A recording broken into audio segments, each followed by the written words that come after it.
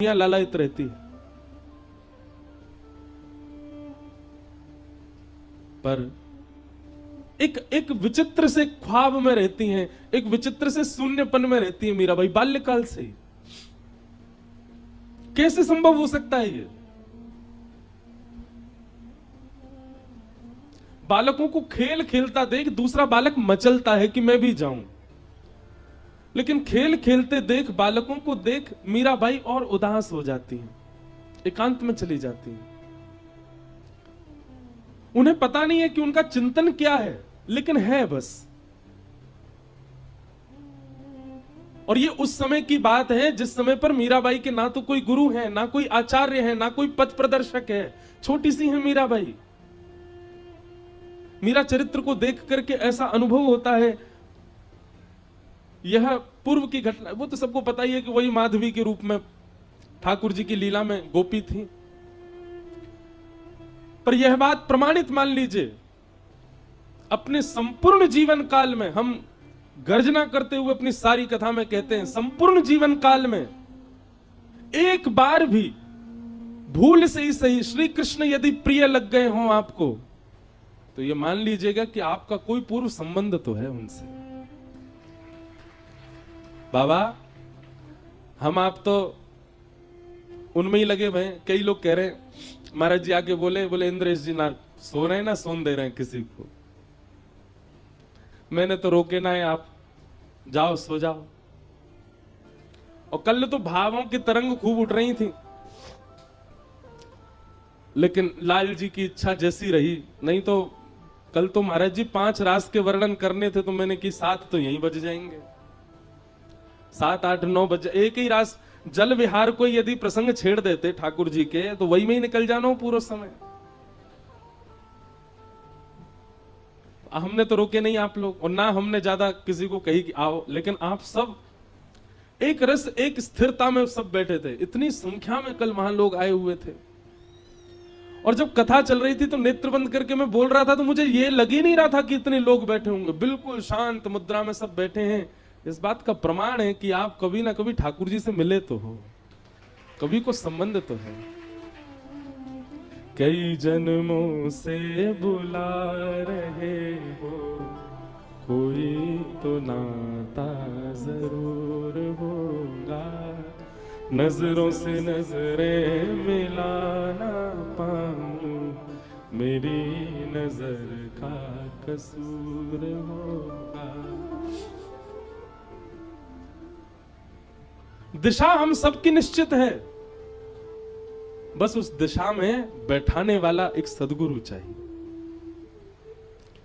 उस दिशा की तरफ मोड़ देने वाला एक पथ प्रदर्शक चाहिए। रास्ता तो है, बस रास्ता दिखे इस घनघोर अंधियारे में, उसके लिए एक प्रकाश चाहिए। संसार के विषय रूपी अंधेरे में हम सब हैं, पथ हमारे सामने है, पर हम चल नहीं पा रहे। क्यों? क्योंकि प्रकाश नहीं है, गुरु जीवन में नहीं। मीराबाई शून्य रहती हैं, ना जाने किस चिंतन में रहती हैं। परिवार के लोग मीराबाई के सौंदर्य को देख करके आश्चर्यचकित होते हैं, पर उनकी स्थिति को देख करके और घनघोर चिंतन में चले जाते हैं। ये कैसी कन्या है, ना इसका खेल में रुचि, ना खिलौना खेलती है, ना खेल के साथ खेलती, कुछ नहीं करती, बस बैठी रहती है। और हाँ, जब मेड़ता में कोई संत आते, जब मेड़ता में कोई वैष्णव आते, जब मेड़ता में कोई ब्रजवासी आते, जब मेड़ता में कोई वैष्णव संत ब्रजवासी ना भी हो, गलती से तिलक लगा के आ जाते, मीराबाई ऐसी मचल जाती मानो जैसे कोई अपना आ गया हो। बंधु, ये कुछ अनुभव हैं, ये कुछ क्या बोलते हैं, सिम्टम्स हैं। भक्ति के मार्ग पर 2 प्रकार से लोग आते हैं। या तो पूर्व के भक्ति भाव संचित हो तो इस जन्म में आपके चित्त में भक्ति आ जाती है, या फिर इस जीवन काल में कोई ऐसी ठोकर आपके जीवन में लगती है कि उसके कारण आपके जीवन में भक्ति आ जाती है। तीसरा भक्ति का आने का कोई और प्रकार है ही नहीं। या तो पूर्व जन्म का कुछ संचित आपका भजन रह चुका है, इसलिए वो इस जन्म में आप कर रहे हो, या फिर आपके जीवन में ऐसी एक रुकावट आ चुकी है, ऐसी एक ठोकर पड़ी है, ऐसा ऐसा ऐसा कुछ ठाकुर जी ने कर दिया है कि बस अब सब भूल भाल करके, विचलित होकर के अब ठाकुर जी की तरफ मुड़ गए हैं। बाकी तीसरे को कितनी भी जबरदस्ती कर लो, वो भक्ति पथ पर नहीं आ पाएगा। ये दो ही आ सकते हैं।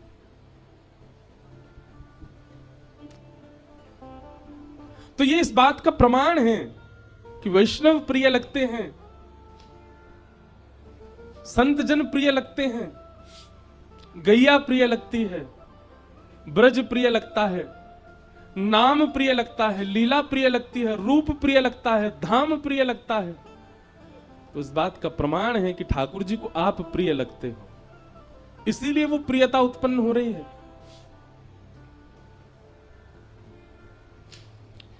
राव दूधा जी अपने घर में संतों को बुलाते और संतों को बुला करके कथा कराते। मीराबाई जाकर के, भैया यहां किसी से बोल दियो ना, धीरे बोल लें।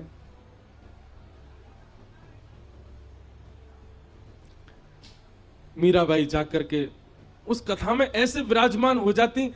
अरे उत्तर मीमांसा, पूर्व मीमांसा, वेदों की ऋचाओं पर प्रवचन, जिनके प्रवचन सुनने के लिए इतनी गम्यता चाहिए, उन प्रवचनों को सबसे आगे बैठ करके मीराबाई एकांत चित्त नन्ही सी बालिका बैठ करके श्रवण करती। मीरा चरित्र पर एक बार कथा कहने का अवसर मिला था गांधी धाम में, गुजरात में। ये वृंदावन प्यारो वृंदावन जो पद है ना, ये भी गांधी धाम में ही लिखा गया है, और जिनके घर लिखा गया वो बैठे हैं यहाँ पर।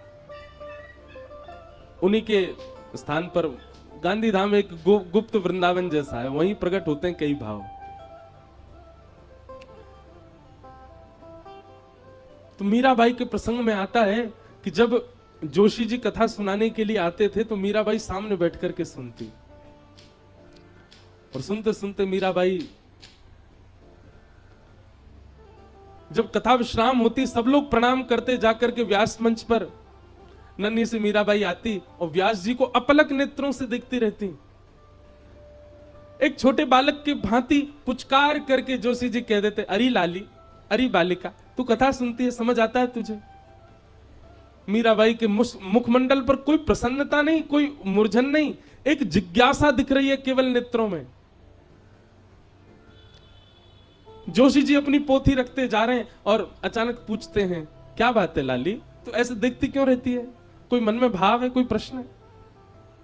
नन्ही सी मीराबाई, बड़े बड़े लोग जिस प्रश्न को नहीं कर पाते वो नन्ही सी मीरा पूछती हैं। आप जिनकी कथा सुनाते हैं, आप जिनके भाव व्यास मंच पर बैठ करके कहते हैं, कभी आप उनको चतुर्भुज रूप में बताते हैं, कभी आप उनको शेषनाग पर पौड़े नाथ के रूप में बताते हैं, कभी आप ब्रह्मादि देव उनकी स्तुति कर रहे हैं ऐसा बताते हैं, कभी वो ब्रज के गोपाल बन करके गैया चरा रहे हैं ऐसा बताते हैं। यह तो स्पष्ट हो गया कि वो एक ही हैं, उनके विलास अलग अलग हैं। लेकिन मेरा बस एक ही प्रश्न है, ये गोपाल जी मुझे कब मिलेंगे? चिंतन उसका किया जाता है, चरित्र उसका सुना जाता है जिससे मिलना निश्चित हो। अरे घर में यदि किसी की बहुत प्रशंसा की जा रही है, किसी परिवार के बालक की, तो बाकी बालकों के मन में भाव आता है कि कभी कोई उत्सव में वो बालक आएगा तो हम मिलेंगे। हमारे दादा दादी माता पिता सब उसकी बड़ी प्रशंसा करते हैं। आप नित्य आकर के यहां कथा सुनाते हैं, क्या आप मुझे यह बता सकते हैं जिनका चरित्र लीला आप वर्णन करते हो वो मुझे मिलेंगे?